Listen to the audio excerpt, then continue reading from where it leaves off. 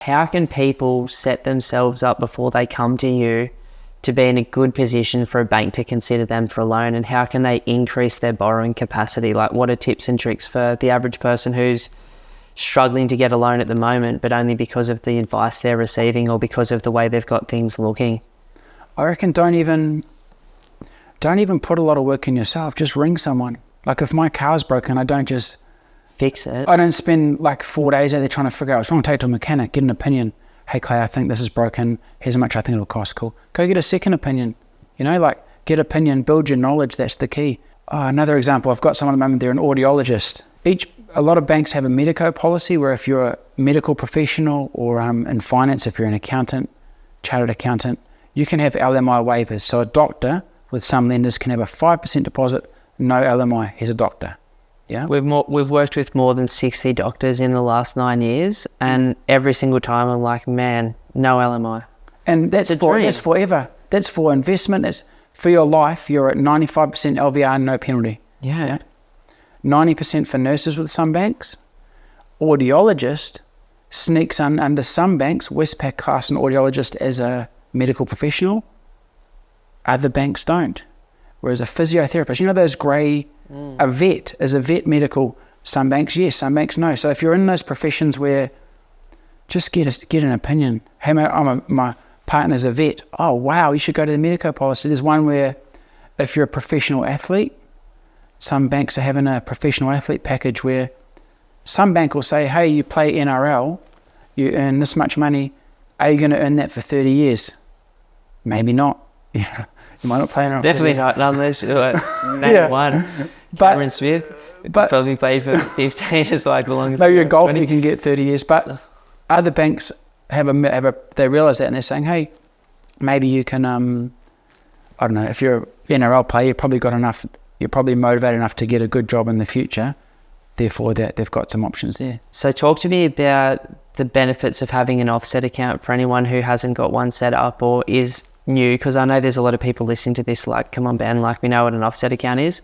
Yeah. There's other people out here that are like, this is going to be their first property this year or their first investment. Like, you've got your home loan, which is the money you owe to the bank. An offset account is an account sitting next to that. But do you just want to explain the benefit and what it is? Sometimes the rate can be sharper if you don't have an offset account. Yeah. Sometimes it'll be 0.1 sharper. At the moment, it can be, some lenders are actually cheaper with you can actually get pricing that's cheaper than their basic rate. So when you ask for pricing, you get a cheaper rate than their basic. So if you have a basic home loan with no offset, the offset one's actually cheaper. It just has a fee. Some banks, ANZ's $10 a month. Yeah. CBA might be $3.95 a year fee. Yeah. So the way it works is, this is my story, it's my spiel.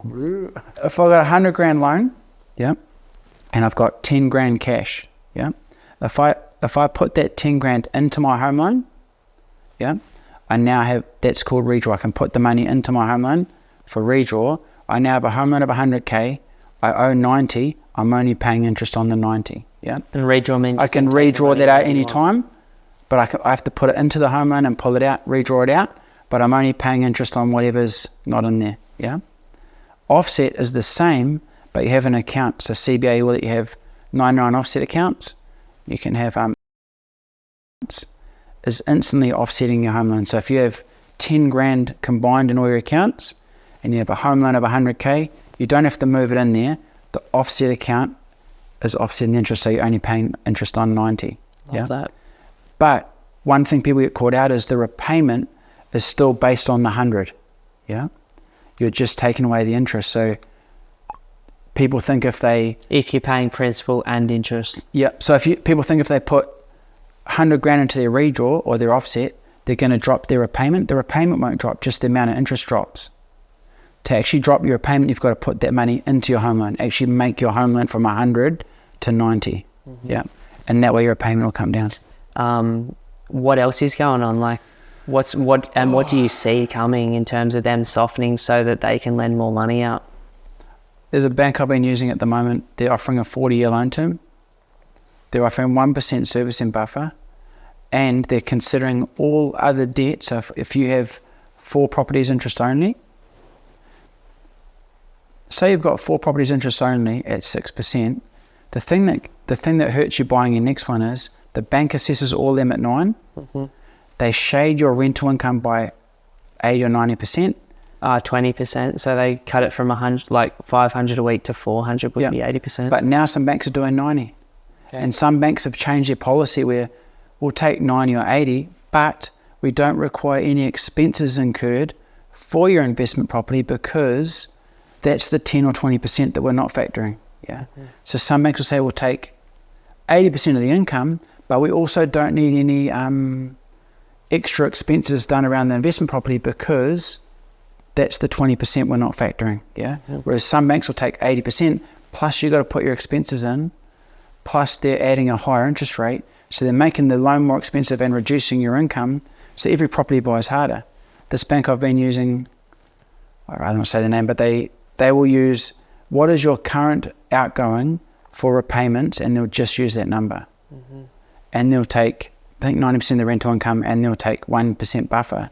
It means you can buy another property with them if you want to. When I say the cycle, like based on hundreds of years worth of data in books like Phil Anderson's The Secret Life of Real Estate and Banking or Fred Harrison's The Power and the Land, both up there, The Secret Wealth Advantage by Akil, like he looked at the same amount of data too.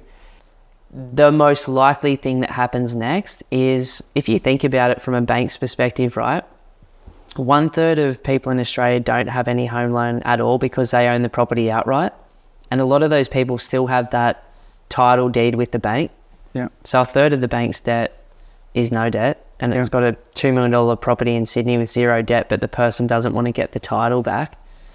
Then there's 1/3 of Aussies that rent. And then there's 1/3 of people in Australia that have, home loan, right? Yeah. Of those people that have home loans, the average LVR, according to CoreLogic and some of those guys that I look at, is sitting below 50% now after the last 10 years of incredible growth in many markets in Australia. Yeah.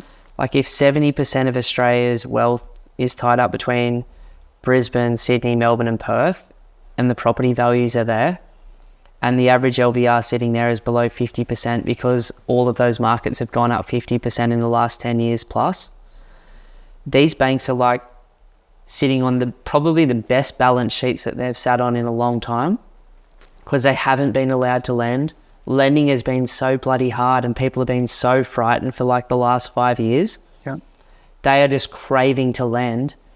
But then you've got a government that's saying we want inflation to be under control, and we've got APRA who is saying from something that they needed to put in 2017 in Sydney and Melbourne, but they applied it to Australia and they haven't removed it, this 3% buffer, which is a beautiful thing. Like it saves us from going into the crises that America and stuff go through. But it's also just like these banks are like, they want to make money. They make money by creating debt and they make money from interest. Yeah. And I believe that there's a shitload of things being manufactured like there was at the end of the last cycle right now that we'll see in the next 2 years that are just like, they just want to lend because their balance sheets look good and their profitability's down. I don't know, another rant there. But no, that's good. Everyone loves a Ben rant. That's why I'm here for a rant every now and then. If you're thinking about buying an investment property in the next 3 to 6 months, then the team and I at Pumped on Property would love to offer you a one-on-one strategy session. To book the session, all you have to do is go to www.pumpedonproperty.com and click that free strategy session button. Now, in the session, we'll talk about exactly where you are right now, where you'd like to be longer term, and educate you deeply on the Australian property market. You can then take that information and go and absolutely smash it on your own, or potentially become one of the small number of clients that we work with each month. Either way, we look forward to continuing to help you build your property portfolio with confidence on your journey to financial freedom.